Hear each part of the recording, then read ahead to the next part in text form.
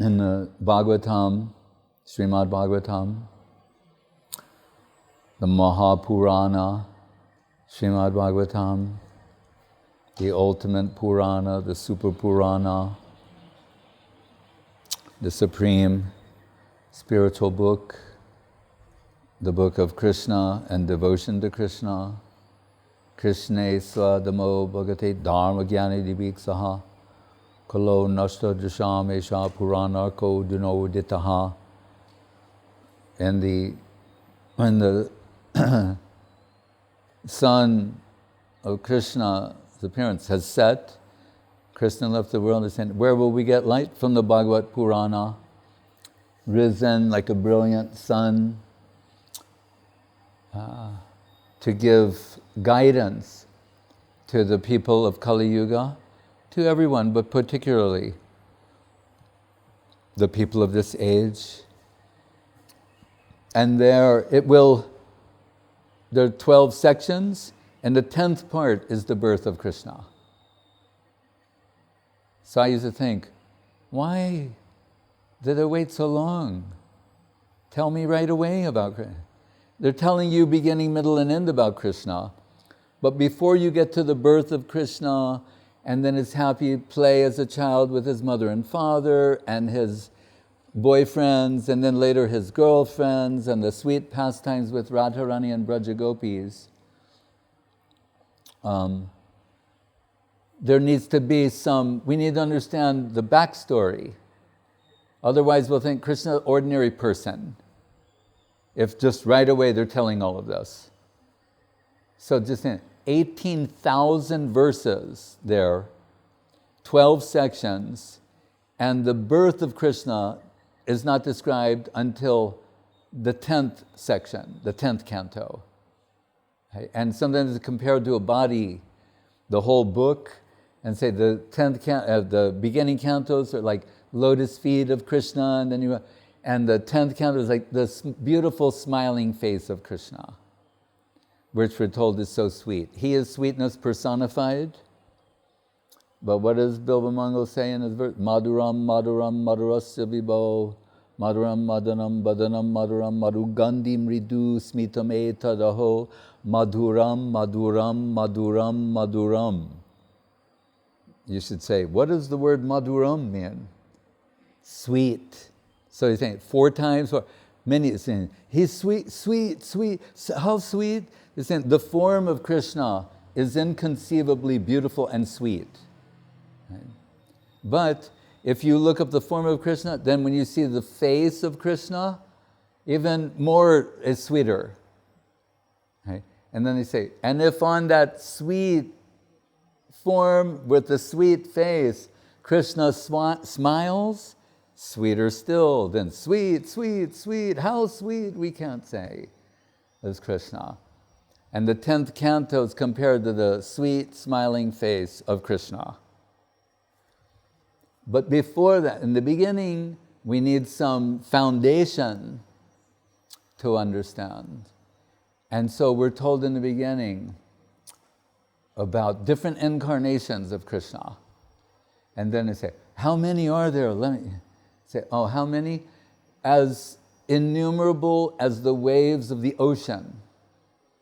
So how many waves are there in the ocean? Anyone know? You can Google that? How many waves there are in the ocean? No, she knows. Infinite. Because sometimes you go, why aren't there more coming, or to help us out? He's incarnating left, right, and center, eternally, constantly, always, in one way or another, to help us, to guide the fallen souls back, and to display such charming pastimes that on hearing them, our hearts will be touched, and Krishna conception awakened, and the divine form of Krishna appears within us in our consciousness, and we are charmed and start moving in that direction. But different pastimes for different purposes. Right?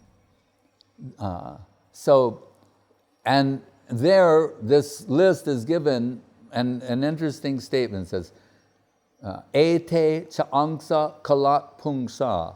All these past avatars, they're called, you will hear about. What does the Sanskrit word avatar mean? Avataram.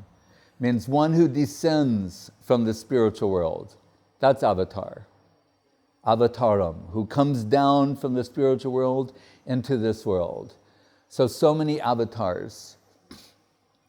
There's a song, I don't know if you sang it. Did you sing Das Avatars? All right. There, Da means 10. So we're saying there are innumerable avatars, so many. In Bhagavatam lists around 24 principal ones. But in this song, 10 principal avatars are given. And one of them is Buddha. So Buddha is not in competition with Krishna or separate or different, but like the Thai people say, same, but different. Buddha is Krishna, Krishna is Buddha. That we have to grasp. If you grasp that, then you can understand Buddha, everything. If we don't grasp that, you have a wrong idea. So Buddha is mentioned, and you see in Angkor Wat in Cambodia, the Kurma avatar as tortoise. You see at the Suvarnabhumi airport when you cross customs. The one side are the gods, the other side are the demons, and they're with the celestial serpent. They're churning the milk ocean in search of what are called Amrita, which generally people call the nectar of immortality. But it's more than that. Just to live forever, that's not necessarily the best thing. In the Greek mythology, one man said, please give me immortality. He said, you're giving me immortality. He forgot to ask to be young. So he got older, just kept getting older and older and older. He said, I should have said immortality plus youth. But to have that, then you have to come to Krishna conception. Adyam Purana Purusham Navayovanam Cha. Although he's the oldest of all, the oldest person, Navayovana, he appears as eternally youthful, like a very charming Cupid personified like teenage form, seductively charming. Kandarpakoti Kamaniya Vishesha Shobham. How much? They said, take that Cupid conception, magnified 10 million times. If 10 million Cupids could appear in one person, that's how irresistibly charming, attractive, sweet, beautiful is Krishna. Right? So that Krishna appears in different forms. He plays like the child likes to play, and we like to play. And sometimes we dress up in different ways when we play. Right? Sometimes people like to dress up like a dragon, like on Chinese New Year. You have two, one guy is going like this, like that, and the other guy is in the back, and they're going around the streets like, it's fun. We do that. Children, they have a play, and they play an animal or a flower or something, and they're very happy to do that. It's a natural tendency. All these tendencies, they come from the Supreme Entity. He likes to play. When he played as the turtle, they were having a problem churning that ocean. So he appeared as this giant turtle, very beautiful, and said, oh, I have an itch on my back I can't reach because I'm a turtle. Right? Even we know it's very difficult you need help. He's giving service opportunities. So they put a mountain on his back, churn the mountain, the ocean starts generating the moon, Lakshmi Devi, many wonderful things, and he's getting relief, going, ah. And as he goes, ah, the Veda, divine sound vibration that will liberate all humanity is coming from his mouth and his breathing. So when he breathes, he's liberating everybody. Even his breathing has such an effect. So,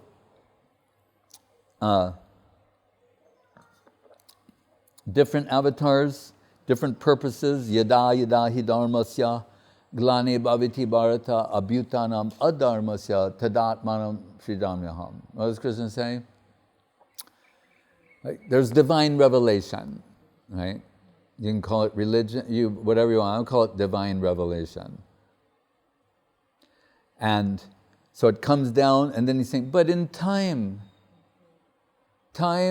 has a way of diminishing, diverting, distracting, moving away. We talked about this yesterday, from that revelation, that truth. And he's saying, when it gets really bad, it's one thing if it goes a little bit off this way, course correction is easy. He's saying, but when the truth is so far removed from the truth that it's become the opposite of truth, it's now a lie, falsity, then he descends himself as one of his major avatars, or he empowers an individual, Shaktavesh avatar, for course correction, to restore the truth to its former purity. So sometimes it's a collective thing, civilizationally wide thing, like the Buddha avatar, to direct entire civilizations. Sometimes it's in a personal situation too. Or when there's some dispute between the gods and the ungodly, or otherwise known as the demons. Right? So this is the appearance day of Lord Nrisimhadev. And like here in Thailand, they're familiar with the word Singha, means lion. Right? And Nara means man. So Nara Singha, Nar Singh, he's half lion, half man. But as Gurudev would say, and looking very nice.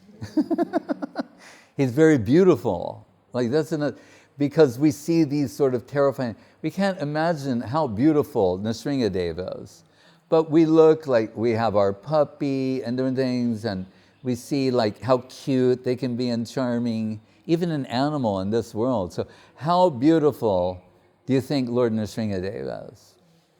Inconceivably beautiful. His mane, how he looks, and his gestures, and just everything about him.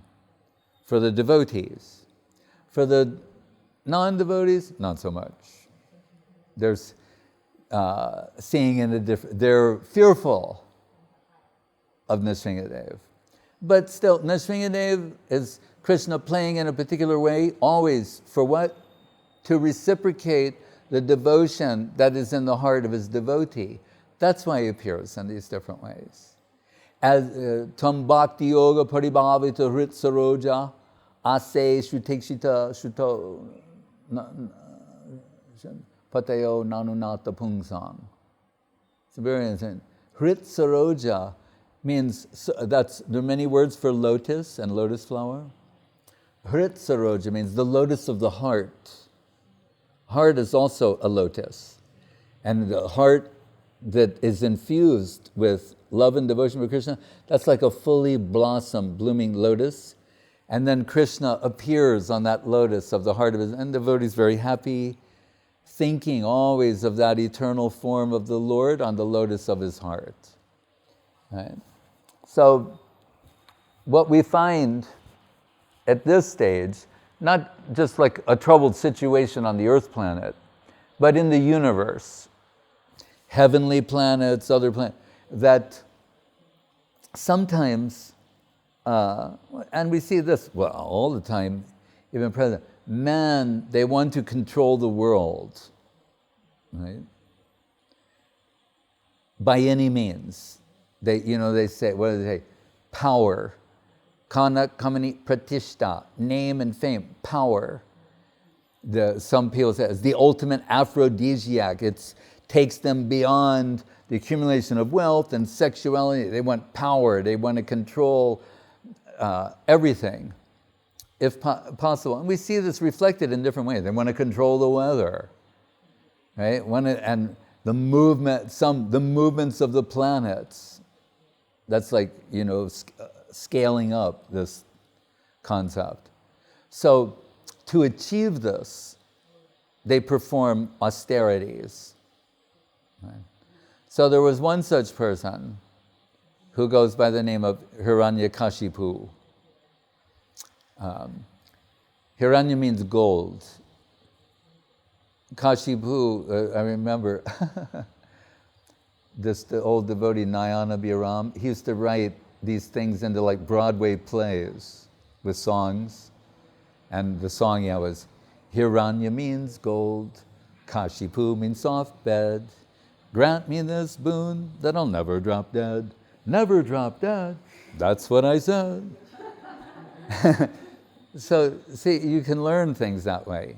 I can't forget that. That was 40 years ago. Prabhupada watched these plays and would just like glow. They were funny, but they got the point across, the truth. So Hiranya means gold, Kashipu means soft bed. They're saying he's just interested in money and a comfortable life, and to control the universe and everyone in it in his spare time, right? So, but to do this, and what he wants is that same thing. Those gods, and what do they want? Amrita, right? What is that? In Sanskrit, death, the word for that, mrityu, mrita, mrityum means death. Amrita means deathless, immortality. So amrita, it's commonly transferred as nectar. But what it means is that nectar, because they thought, if you get some of this nectar on you, you live forever. And there was a pot. When they churned this ocean, the nectar was collected in the pot by another incarnation named Mohini Murti, and that would be more difficult to describe, but may be very popular in Thailand. But anyway, the Mohini Murti captured all the nectar and then was running away with this pot of nectar, and they're all one to get, if you get that nectar on you, then you can so-called live forever. But again, look at the fine print about immortality and nectar. What does it really mean?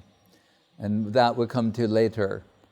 But so this Hiranyakashipu, he had everything, except he realized, as most materialists do, that no matter how good your material situation is, you have to die. So it doesn't matter how much wealth you accumulate, wealth, women, name, fame, etc., you have to die, and then it's all gone, right, for you, right? Just like an insurance policy, you don't collect the money, right? Some other people get to collect the money. Sometimes they're going, boy, I wish he would die. Then we can get all that money and we can have fun. It's basically, this has been going on forever. So he realizes the one flaw in his plan. He's got everything, controlling the universe, everyone in it, but he wants to be immortal. I'll have to die and then it's all over, like Ozymandias. So he starts performing austerities. And what does he do? Is there a yoga where you stand on your tiptoes like this? That's what he was doing. That's a tough one. On your tiptoes like this. And he's suspending his breathing to the point where we're almost like not breathing. And he's holding this position for so long that an anthill starts building around him. You understand?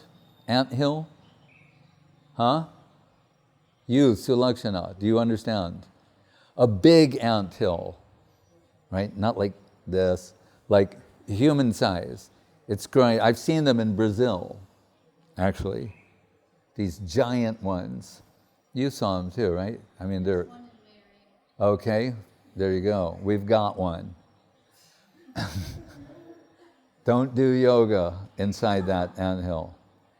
Imitation is suicide. So anyway, he's doing that, and so the anthill forms around him. That means years, what we call 100 celestial years. That's like thousands and thousands of years, like and tens. what is it told? As his breathing, now the whole universe is mirroring his breathing. Some people are starting to like choke, oh, I'm not getting enough air, like that. And what's happening? The ants, they're eating away the flesh on his body, but he's still like this. So at a certain point, all there is like a skeleton with certain like genetic level things going on. Somehow his soul, his atma, is still maintaining the pran, the chi, in this skeleton-like thing, and he's still there like that. And the whole universe feels the weight of his austerities. It's that powerful. And so the gods, and they always appeal to Lord Brahma, the creator of the universe, like, do something. We're the Hare Krishna. Jai Sudevi Dasi has come to join us with her associate Chandrakanti. Hare Krishna. So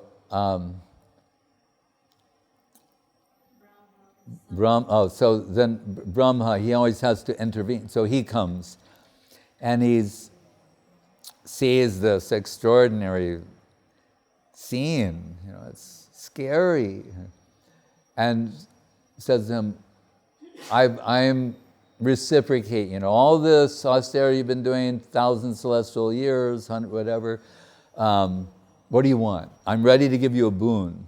Oh, and the first, Brahma has a special kamandalu pot.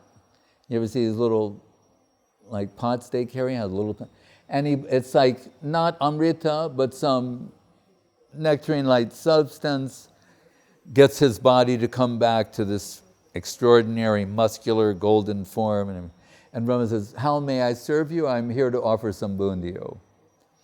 And Hiranyakashipu says, just to cut to the chase, I only want one boon from you. Oh, what is that? Happily, I want to be immortal. And then Brahma says, have you read the Bhagavad Gita? There's a verse in there, says, Sahasra Yuga Parjantam Ahur Yad Brahmano Vidu, that 1,000 yuga cycles taken together makes a day, 12 hours of Brahma, that's 4,300,000,000 years. 2 times that, 8,600,000,000, that's a day. 30 such days approximately in a month, depending whether you're on the solar lunar calendar, 12 times that, etc. So he said, look, the average lifespan of a person on my planet is 15 trillion years. That's pretty good. The average lifespan of a devata is 10,000. That's lower level, heavenly planet.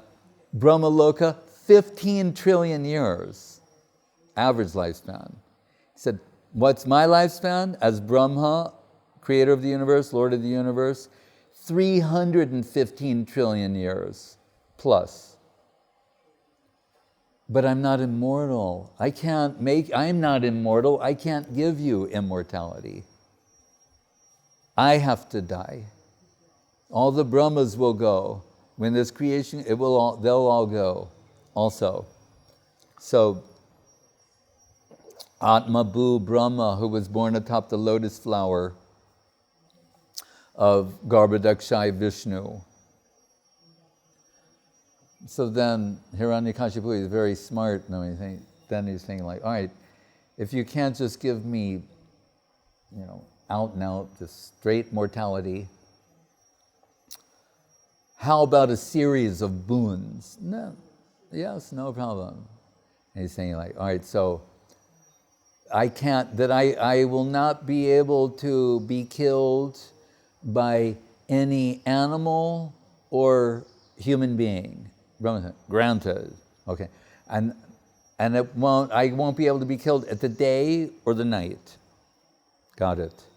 I won't be killed inside or outside. Okay. What else? By any weapon? Yeah. By any weapon, not by any weapon. No, got it. Goes through the whole list. Would I leave something else out? Anyway. So he makes this whole list, and Hiranyakashipu thinks like, I tricked you. Now I am immortal. I'm not going to die day or night by any man or beast, any weapon, inside or outside. I got it. I got you. Right? But like an insurance policy. But one thing he should have looked at, like if you look at the small print on the insurance policy, they list all, and we covered this, we covered that, and then they'll have this line that says, this policy does not include acts of God. Right?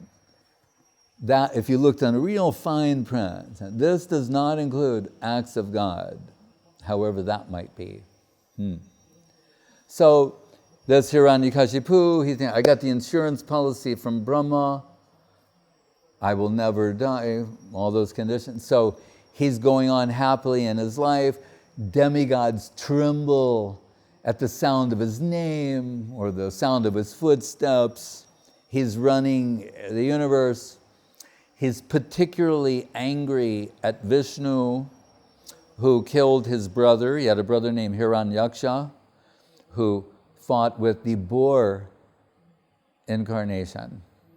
Varaha. And that's a kind of a personal grudge that he's holding. And still he's saying, have some children, pass on my assets to the child. So I need my child to be educated. And he has this, his wife, what's her name, Kayadu? She becomes pregnant. She's saying, I hope it's a boy. But meanwhile, the demigods, the devata, they're thinking, this is never gonna, if he has a son, this is gonna go on, we're in worse trouble. Who knows what that son could be like, being the offspring of someone so demonic and evil as Hiranyakashipu. So they kidnap his wife, Kayadu, and they take her to the ashram of Narada Rishi, and they're thinking, any way you play that, it's not very palatable. They're thinking after he's born, infanticide. They will kill this demonic child, but they will allow him to be born. Whatever. I don't want to get into it. So when he's there, Narad Rishi, he's Trikalagya, means he knows everything, past, present, future. He's Narada, Srivas Thakur in Gaur Leela. And he said, you're fools, you don't understand what you're about to commit, the ultimate aparad. Not only is the boy, there's a boy within her, not only is he a devotee, he's a Mahajan. He's one of the greatest devotees ever. Right? So this, you give up this demonic plan of yours. He's a great devotee, and you'll be astonished when he appears, what he will show as a great devotee, and the Lord, as usual, his love and affection for the devotee, how it will manifest, and it's in that way that everything will become properly adjusted. So Narada dissuades them from killing Kayadu's embryo. Inside is the devoted Prahlad, the great devotee Prahlad Maharaj. But still, she stays in the ashram to give birth to the child. And while she's there, Narada, same Narada Bhakti Sutras, Narada, he's giving all these spiritual instructions. And remember, she's a pregnant woman. She's listening and saying, I'm hungry. Do you have fruit roll-ups here at the ashram? She's dealing with her pregnancy, and sometimes she's falling asleep, or she's very tired. But Prahlad inside, the embryo, the baby, can hear, actually. That's why it's also important what they hear during the pregnancy. He's hearing everything and just drinking it in. So Narada's really instructing Prahlad. And the mom, she's getting something and something, but he's getting everything. Right? So when he's born, he's already so spiritually evolved, developed. So when it's time to go to school, and he's like 5 years old, like when they're teaching him like the ABCs, or in Sanskrit, kaka gagana, right? Anyone here know? Cha-cha jajana, papa babama, yaralava. It goes like that. Kaka gagana, cha-cha jajana, papa babama, yaralava, sa, sha, sha, sa, sha, sha, like Krishna. Anyway, he's learned. So the first is ka, like A, B, C. Ka is the first syllable. So when they're going, all right, class, ka, ka, ga, Prahlad goes, ka, ka, Krishna. Just hear ka reminds him of Krishna, he faints. Right? The same one. And you get the report of the parent, like, how is he doing? Well, he's having trouble with the alphabet. Really? Yeah, he goes, ka, Krishna, he's fainting. Right? Govinda, everything, like Jiva Goswami, Harinamamrita Vyakaran, everything reminds him of Krishna. Every syllable, this is the level Prahlad is on at 5 years old. So Prabhupada would like to quote this verse from Prahlad, Kumara acharet pragyo dharmam bhagavatam iha. When should you start Krishna consciousness? He said, Kumar, from the Kumar, that means when you're a child. That'll be best, because that you'll take with you lifelong. So, Prahlad, excuse me, ka, ga, after ka comes ga, then Govinda, fainting again. So then they notice Prahlad, when it's time for recess and all the children are playing, Prahlad is like gathering little groups of children and preaching to them Krishna consciousness and his anti-materialistic philosophy, you could say. And the other kids are into it, on top of it all, telling their parents,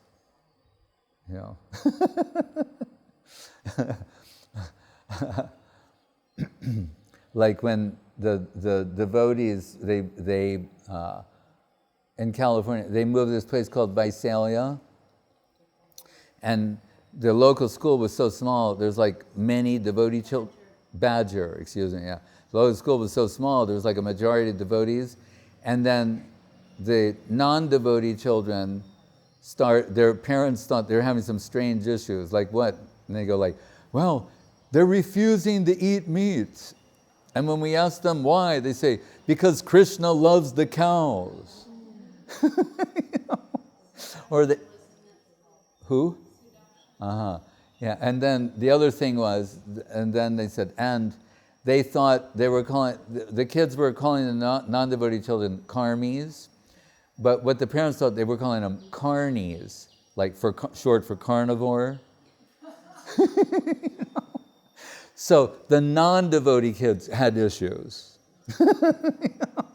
So it's kind of the words getting back to the parents, like, what's it? Well, Prahlad says that, married family life is like a well covered with grass. If you fall into that, no one can hear you or save you. And they're like, oh my goodness, and he's saying so many things, which I won't mention them all now. But Prabhupada would. All the time. Heavy slokas from Prahlad Maharaj. particularly about mundane relationships, we could say. And anyway, in this, the words get, every parent wants to know how they're doing, the child is doing, and the different something. The teacher's going to say, Prahlad, he's polluting the other children. With what? Krishna, bhakti, Vishnu bhakti, devotion. What? My son? I won't have a kid like that in my house. So he's saying that he has to get to the bottom of this. He's chastising the teachers. He goes, why are you teaching him these things? We're not teaching him that. He seems to already know these things, and he's polluting the other children with these conceptions. So Hiranyakashipu, he's calling Prahlad in to have that father-son talk. Got the report card and how to deal with this. Takes Prahlad on his lap. He's smelling his head oh, my child is so cute and wonderful, and starts asking Prahlad a series of questions. Beginning to think, Prahlad, what's the best thing you've learned? And he said, what is the best thing I learned? Shravanam, Kirtanam, Vishnu, Smaranam, Padasevanam, Archanam, Bandhanam, Dasyam, Sakyam, Atmani Vedanam. To hear about Krishna, to chant about Krishna, to remember Krishna. He mentioned 9 different types of devotional service. So that's really the best thing. But what's beautiful in the Bhagavatam, he addresses his father as Asura Varja, which means, O best of the demons. Otherwise known as Dad. Oh, Asura Varja. So, lest we think Vedavyas doesn't have a sense of humor. Right? So, this is, we know, what do they say, out of the mouths of babes? Sometimes children say very offensive things to their parents. Right? Things that are just really cut them to the quick, and then they try and it's just a child, maybe they don't know really what they're saying. But what Prahlad is saying is just anathema. It's Hiranyakashipu, it's just, he can't stand it. And especially it's, in this case, Vishnu. The same Vishnu. He's talking about having devotion to Vishnu. It's that same Vishnu who killed his brother, Hiranyaksha, and he's seeking vengeance against him. So he's thinking, like parents, that they think, I can break this kid. Right? Let's see how he might stand up to a little torture. Right? So he commands the teachers to begin a series of torture for Prahlad Maharaj, to surround them with fire. Everything they do, Prahlad's just Krishna, Krishna, Krishna, Krishna, Krishna, Nama, Kirtanan. He's just taking the name of Krishna, he's chanting, he's doing what he said. He's hearing about making kirtan, remembering. They try and throw him off cliffs, get him with spears, elephants, everything. And somehow Prahlad miraculously survives. And Hiranyakashipu, when he asks, how's the torture program going? Saying, no matter what we do to him, somehow, not only does he survive, but he remains unaffected. Hello, Hare Krishna.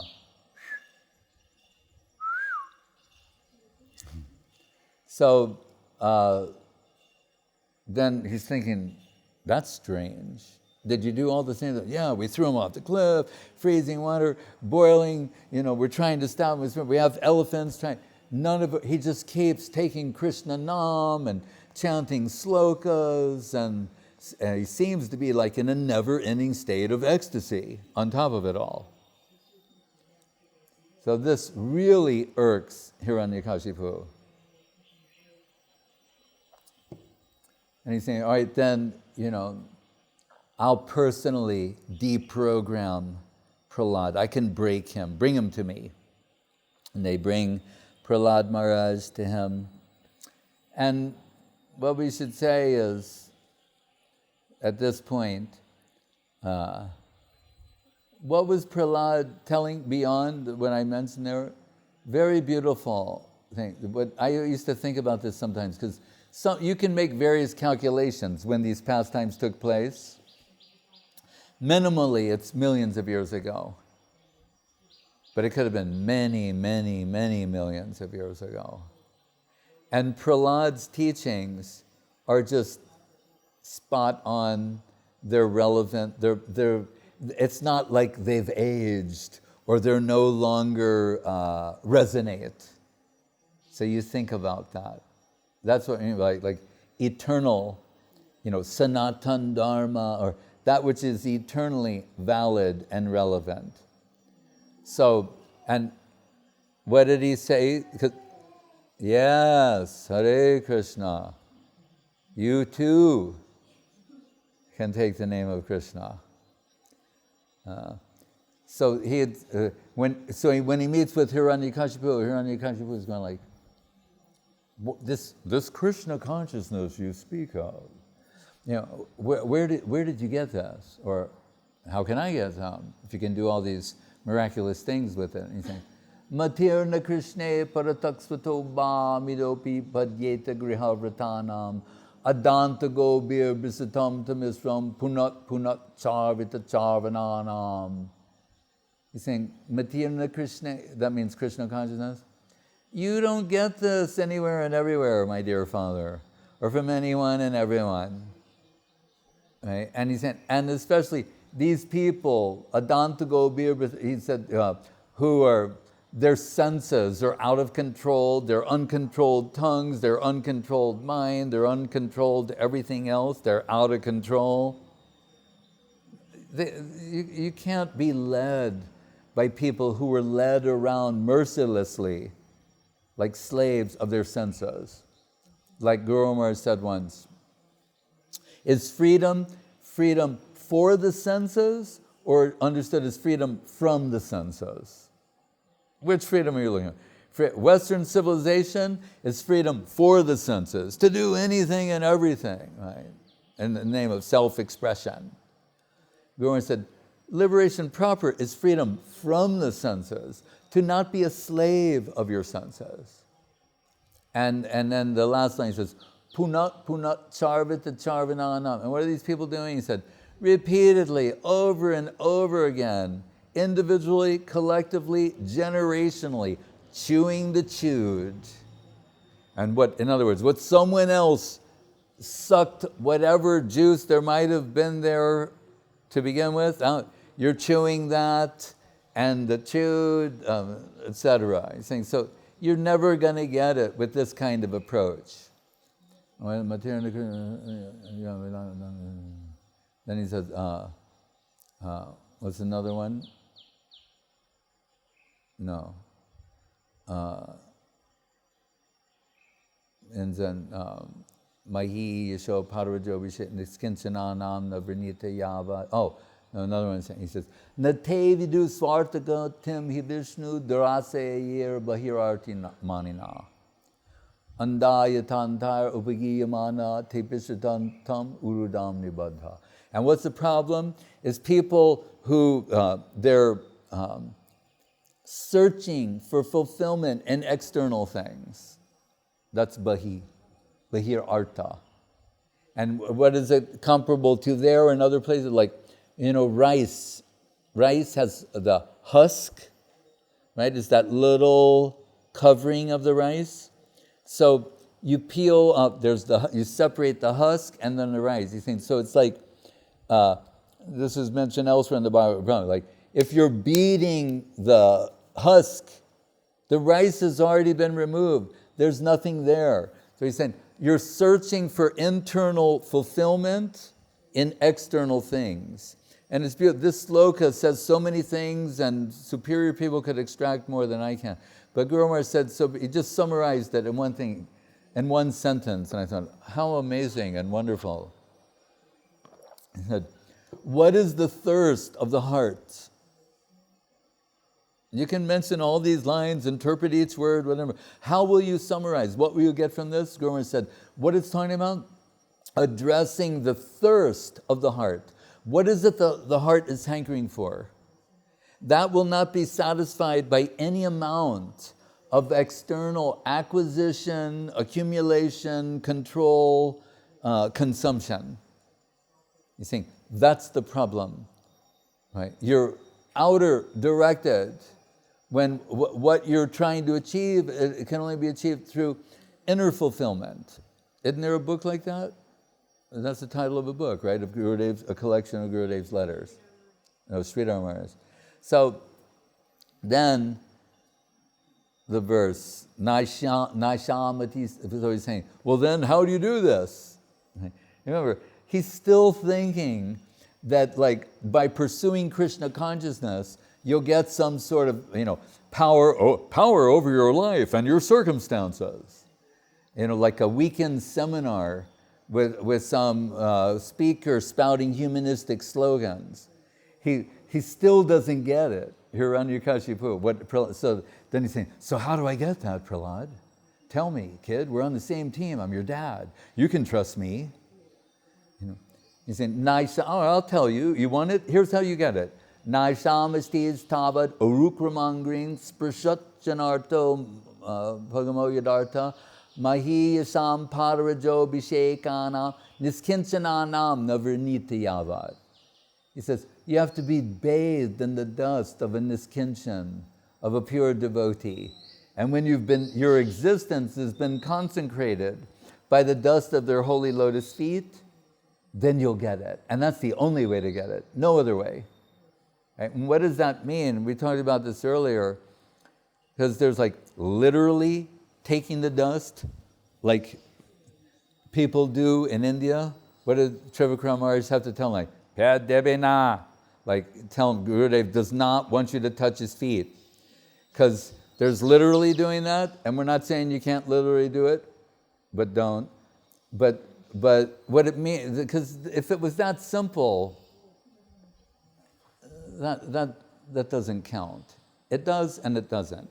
What it means really, did something fall? Oh. Hare Krishna.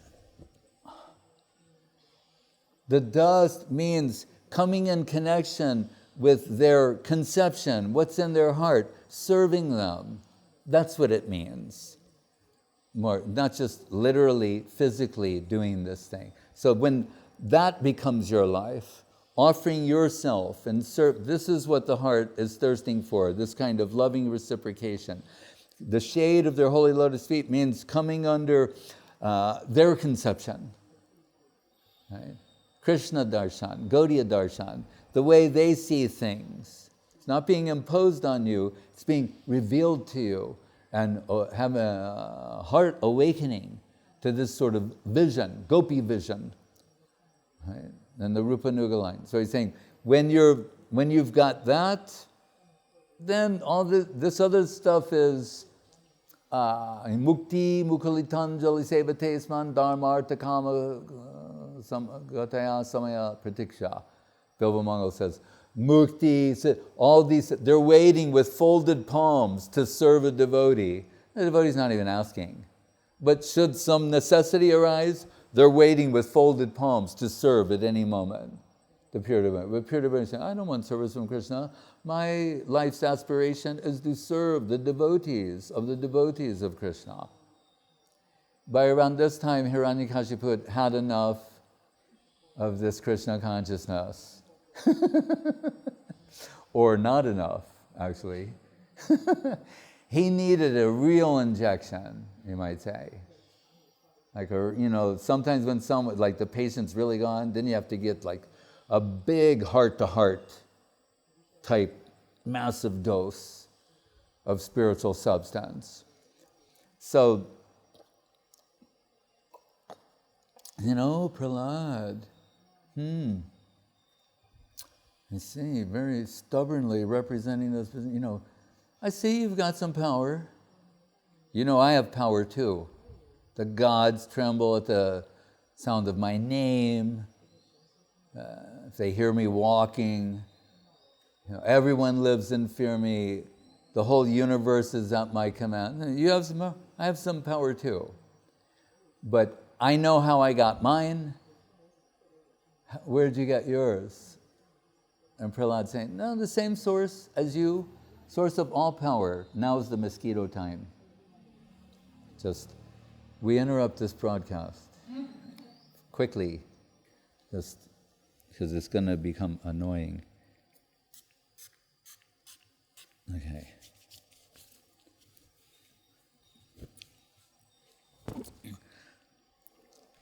So I said, I get my power the same place where you got your power. There's only one source of all power, material and spiritual.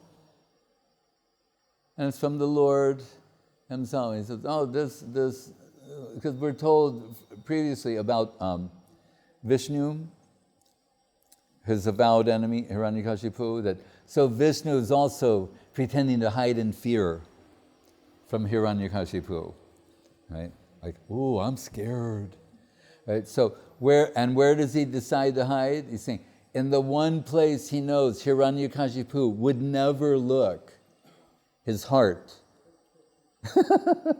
So, of course, Vishnu, Andantarastam Paramano Chayantarastam, he's in his heart. And now he's asking Prahlad, this Lord you speak of, where is he? Prahlad saying, he's everywhere.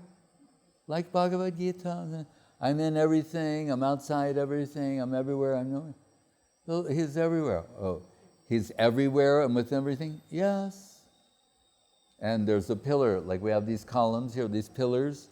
He's in on the, what would you call it? Balcony, veranda balcony. And he points to this one. He's saying, is he there? And Prahlad says with great certainty, yes, Father, he's everywhere. Of course, he's also in the pillar. And at this point, we stop for a moment and say, so Hiranyakashipu, what is atheistic culture, so to speak? But even in seeing the infinite, they want to see finite, deny the existence. But theistic culture is to see the infinite even in the finite. So they see the infinite as finite, we see the opposite. We see, even within the finite, the infinite is there. So when he said, is he in this pillar? And he pulled out a huge sword, and Prahlad says, yes, he's in that pillar. He said, then watch me crush this pillar. And he's crushing the pillar, pulverizing this pillar with his sword. Like, this is what I think of your so-called God and your Krishna consciousness, your Krishna conception. God's everywhere and everywhere. Look, I'm just tearing it to pieces, pulverizing that thing. And then we're whole. Then there's like this roar, not the sweet sound of the coquille, but the other, a roar, lion's roar. And Hiranyakashipu like, started, what is that?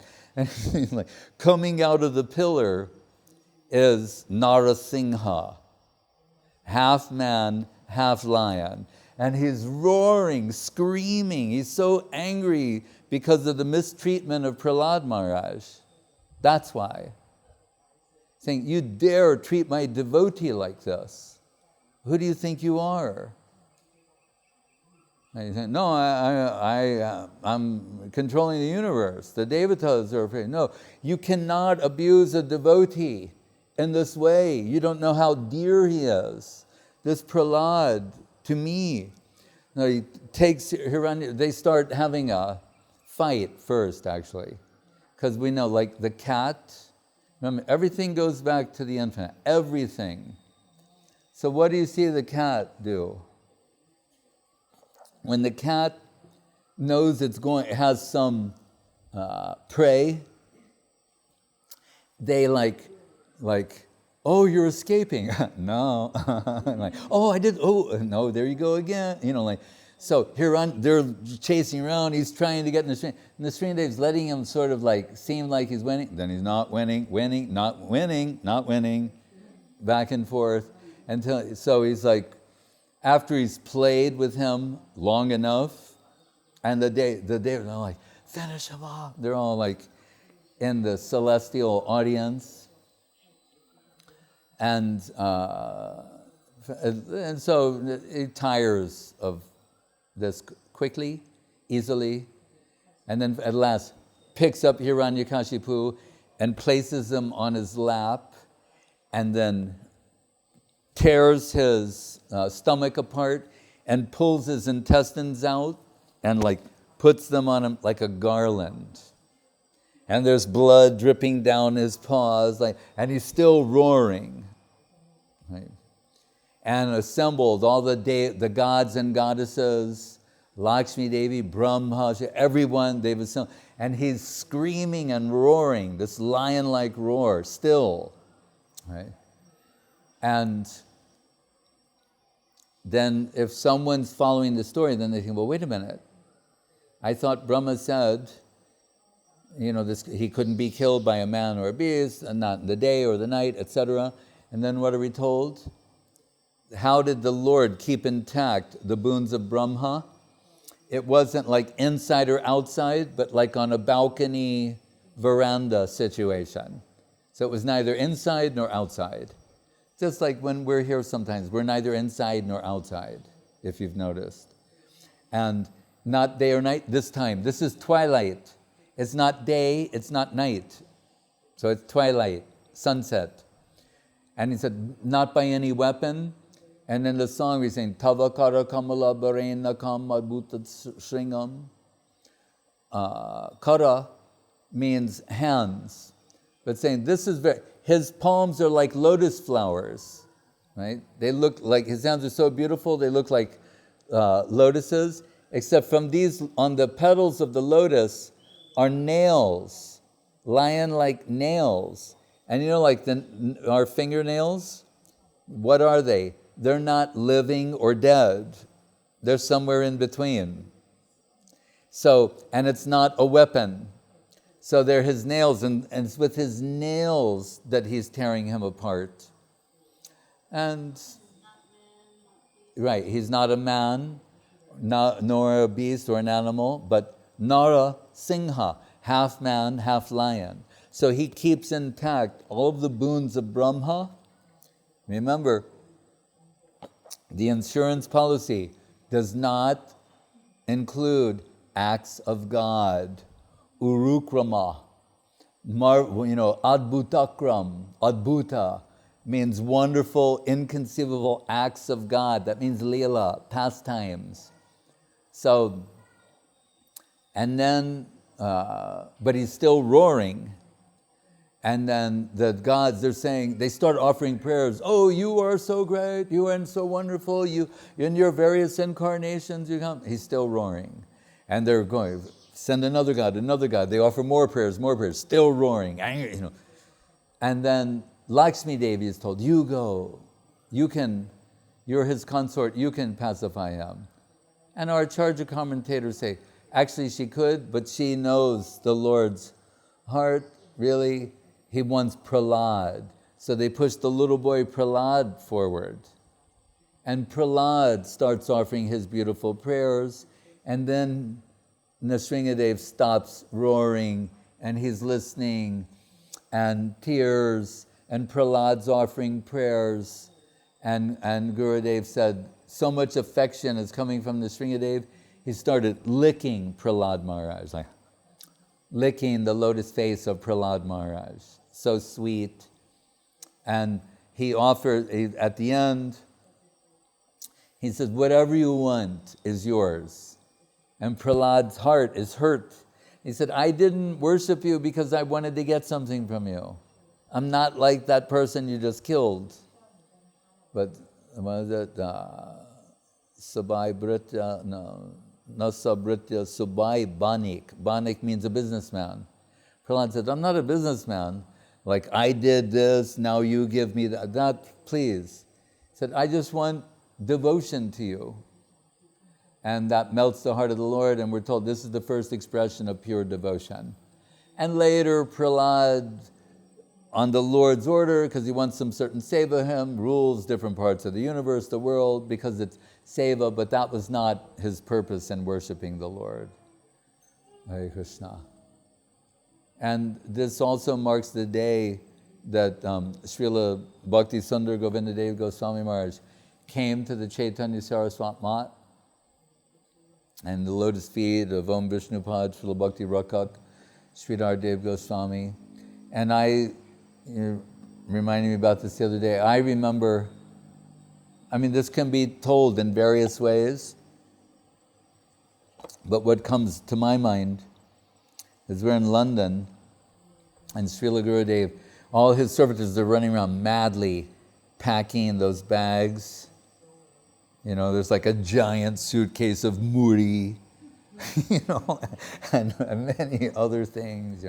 But his rice, that parboiled rice, have to have that certain, and those are, right, what's it called? Any day, every day. All right, there you go. Don't buy any day, every day. All right. So every day, that's the one that doesn't have lumps, and like everything is like, it's this big, complicated dance. They're running in different directions, getting all of his things ready, and the Jamuna Priya, and these tickets, and Rananjan, and everybody, Paramahansa Maharaj, they're all going, and I'm sitting, I had the privilege to sit with him. He's sitting on his bed, having a cup of tea, and a snack or something, and we're getting ready to go, and he said, he says, Maharaj, he said, you cannot imagine how happy my village life was. He lived in a town called Bamanpur, which means Brahmanpur. They're all Brahmins there. This little beautiful village in West Bengal, almost East Bengal. But so he said, you cannot imagine how happy my village life was. And what I thought about, usually when people they tell their how I came to Krishna consciousness stories, it starts with something like, you can't imagine how hellish my life had become. And then they tell some story. But not Govinda Maharaj. Just when you thought whenever you think you understand him, and he's going to contradict all that. He goes, so Maharaj, you can't imagine how happy I was in my village life. I go, oh, really? Yes. And he said, everyone loved me. I loved everyone. The trees loved me. The birds, all the animals. He started going through the whole, not just people, but all the birds and animals loved him, and the trees loved him, the flowers. He's going on this list, down and down and down, until he finally goes, even the rickshawwallas loved me. They were at the bottom of the list. It goes that far. And you go, wow, that's impressive. The birds, I get that. But the rickshawwallas, whoa. Wow, that's something. Note that, And he said, and then Guru Maharaj, the representative from Guru Maharaj came to my happy village life. And he said, talking this nonsense. And what was the nonsense? He's saying, your mother is nothing, your father is nothing, this world is nothing, you'll have to leave it and give it up. He said, talking this nonsense. And then he said, but I couldn't deny that what he was saying was true. He spoiled my happy dream. I had this happy village life, and then he comes in saying, this world is nothing, it will vanish, your mother and father, everything in it, everything will be gone, then what? And you will leave. He said, it struck my heart, and I couldn't deny that what he is saying is true. That's how he said it. I could not deny the truth of what he said. And then he told me, I am the representative of, Om Vishnupad Srila Bhakti Rakak Sridhar Dev Goswami, and he has a mat, an ashram in Navadip, and I want to take you with me. That's your real home. That's where you should be, not here. And Gurudev agreed to go. But he's always very clever. He said, I agree to go. But if we go, we have to go right now. And he goes, I'm ready. He goes, I'm ready too. All right? Then we have to, he gave different conditions, and they're all met. And how do they get there? Like, they have to get there by a certain time, got to go right, you know. Well, I'm saying, so to make this all happen, they have to swim across the Ganga. So this is the divine pastimes of Srila Govinda Maharaj, Srila Gurudev. And so when they get there, and he said, I had some idea of an ashram of a great rishi, muni, sage, from what I'd heard in Ramayana, Mahabharata, and other places. And then they get there, and imagine this time, Koler Danga, it's not so developed at this point as we know the mat. Now we can only imagine. And this devotee saw some apprehension in his look. He said, so he turned to me and he said, the ashram may be very small, but there's a big sadhu inside. Oh, okay. And then he meets with Srila Guru Maharaj. And Srila Guru Maharaj said to him, one thing I should say, sometimes Guru Maharaj says things to test you. He doesn't really mean it the way it might sound, but he's testing to see what you feel. So he said, how long do you think you will stay? And Gurudev was insulted. He said, when I come, it's forever. That's what Guru Maharaj wanted to hear. But to get it out of him, he said, and how long will you stay? Implying there's an out here if you want to take it. And Gurudev said, what? When I come and pledge it's forever. Oh, very good. And he said, and are you prepared to listen to me and not your mind? And Gurudev said, I was very young, so I said, yes. He said, I didn't know how difficult that could be in the future. He said, but I said, yes. Yeah. And as Guru Maharaj reminds what he said to Achyutananda, he said, young man, you have to follow what I say no matter how whimsical or whimsical it might be. And there is no such word as whimsical. That itself was proof of what he's saying. However whimsical or whimsical what I say, you have to follow that. And with him too, he said, and so you're bringing him in a room, he described what's in there, and he said, and so there's a table, a bed, and a chair. Said, I don't need a chair. Guru Maharaj said, the chair's not for you, it's in case the respectable guest comes. And we're like, oh, okay.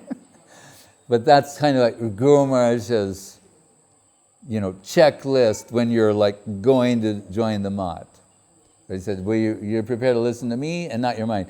And what song did he always ask Gurudev to sing first on any holy day? Emana Durmati Sangsara Bitore. And what it's saying is, my mind, it's this mind that got me in the mess I'm in at present. But I've heard that Mahaprabhu came with Nityananda and they sent their agent, my Gurudev, to save me. That's always the beginning. So anyway, he's there, and Babaji Maharaj, Krishna's Babaji Maharaj, thinks that he's very special and tells Guru Maharaj to, this is the one, this is the boy, give him, he's the one who's the proper recipient of all of your wealth, he's worth training. They bring the Dr. Shastri, Sanskrit teacher, Swami Maharaj, loves Govinda Maharaj like his son. Everyone who comes in connection with him thinks, this is the one, he's the one, and they all want him also, but they're very happy for Srila Sridhar Maharaj because he's a recluse. He'll live forever in a hut with his truth, if that's what's required. But with Govinda Maharaj, they said, oh, now that he's got him, we're going to see the mat expand and we'll see, the glories of the mat expand, spread everywhere, all over India, the world. But there's some, this happens, there's some, devotee, they're envious of another devotee, seeing their qualities, their qualifications. Maybe they're younger, but they're superiorly evolved. That can be a cause of envy. And just like with Prahlad, they're torturing Prahlad. They're trying to make Govinda Maharaj, he was Gorindu Brahmachari, make his life miserable so that he would leave. Even his mother, and they tried to come and take him away back to his village. That's an Indian thing. Watch a Bollywood movie, you'll get it. So, and because when we first came out, we'd hear this pastime of this one valiant devotee was holding on to the, Indian windows are made out of bars, holding on to, as they tried to drag him away. Later we understood who it was. It was Govinda Maharaj. Sometimes they would just say one devotee, but other times we understood it was him. They came with like the local village pundit and and some heavies and stuff, and said, "We want our son back, our village boy," And Guru Maharaj said, the old pundit said, "Don't force him," And Guru Maharaj said, "He can choose." And when he chose, then they tried to force him, and he's holding on to the bars of the window, and they couldn't pull him away. But anyway, other devotees there, so-called, thought, "Oh, we'll just make his life miserable and he'll leave voluntarily." One such thing was to give him mangoes that are rotten. There's all the ripe ones, and then the ones that are mainly rotten, but there's one part that's okay. This kind of thing. They wouldn't just give you a totally rotten, partially. Thing "Here you go, boy. Here you go, son." And this is too much for Govinda Maharaj, who loves prasadam in all shapes and forms, sizes, and So he goes to Guru Maharaj and starts telling Guru Maharaj what they're doing to him. Oh no, what he did first, he climbed the tree and just started eating ripe mangoes. And you can't do that at the mosque. They have to go to the deity, there's a whole system. So they send them to Guru Maharaj. They think, now Sridhar Maharaj is going to punish him. This is great. They thought, we broke him, now he's going to Sridhar Maharaj. Sridhar Maharaj, we know how hard he's going to punish this boy, maybe throw him out of the mat. He ate the unoffered mango. Yeah, we got him now. And he goes there. But Guru Maharaj's heart is always melted by Govinda Maharaj, and he says, "My dear boy, He said, one thing you don't know is actually, besides the deity, the best mangoes are given to me." And Guru Maharaj always has his bed, and he lifts up, and so it's underneath the bed, there are all these first class, the best mangoes. And he said, "So whenever you want to eat mangoes, you come to me. And as I'm doing now, I will do that. I'm giving you the best mangoes." And so then everything was adjusted. Srila Govinda Maharaj is happy. But then he thought, you have to know Govinda Maharaj a little bit. That's not enough. So what does he do? He goes outside, and in front of those other devotees who are trying to make his life miserable, who are praying to break him and get him to leave the mat, he's going peeling the mango. Look at me. And he's eating the best mangoes and relishing them. And they're like, Sridhar Maharaj is too attached to that boy, Govinda. And it's a fact, he gave him everything, and those people one day finally left. So, but it's on this day that he came, and then he got in Puri, Ratyat, Harinam, Diksha, everything happened very quickly afterwards. And Guru Maharaj selected him as his successor, and also and not in just some formal sense, but as really the proper recipient of the full wealth of the melted heart of Srila Guru Maharaj was transferred to the heart of his divine servitor. He's the divine servitor. We have these books like Affectionate Guidance, Divine. He's the divine servitor. And his mission They're talking about mission. Govinda Maharaj's mission is to promote Srila Sridhar Maharaj. That is the mission. Chaitanya Saraswati Mat, from Mahaprabhu to Saraswati Thakur, his conception, Chaitanya Saraswati Mat, the founder of Charja, is Srila Bhakti Rakak Sridhar Dev Goswami Maharaj. Srila Govinda Maharaj, his successor, his mission is to promote Guru Maharaj. That's the mission of the Chaitanya Saraswati Mat. Right? It's very clear. Right? That's what when he goes around the world, he's promoting the glories of his Guru Maharaj. You cannot remove either one of them from this. That doesn't work. It's in tandem. Right? So, and he's willing to tolerate any amount of suffering to that end, to promote the glories of Guru Maharaj. He said, if someone promotes the glories of Guru Maharaj, I become their slave. And all is forgiven. So we celebrate this day as the day is Om Vishnu Pad Srila Bhakti Sudhir Govinda Dev Goswami Maharaj came to Sri Chaitanya Saraswati Mat.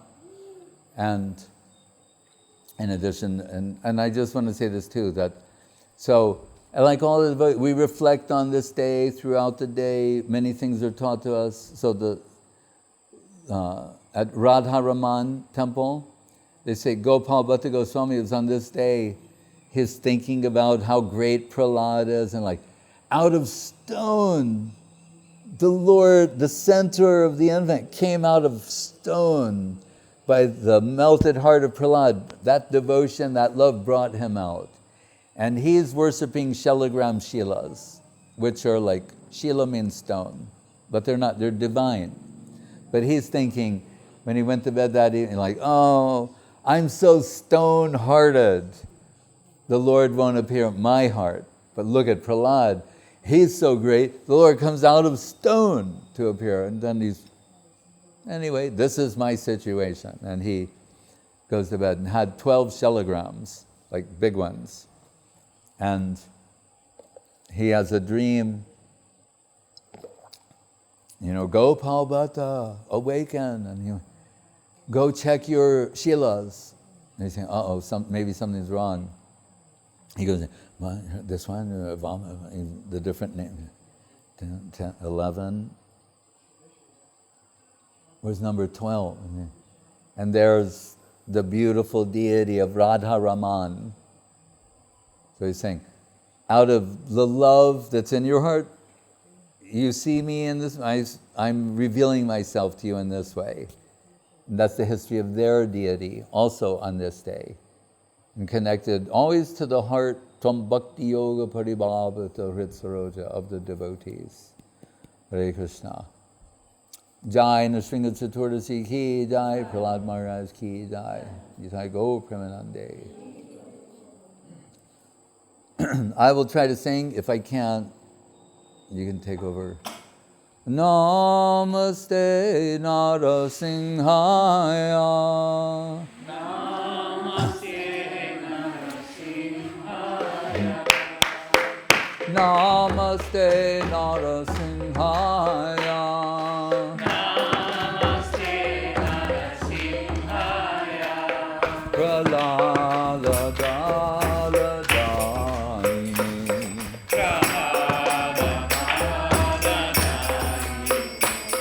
Hiranyakashipu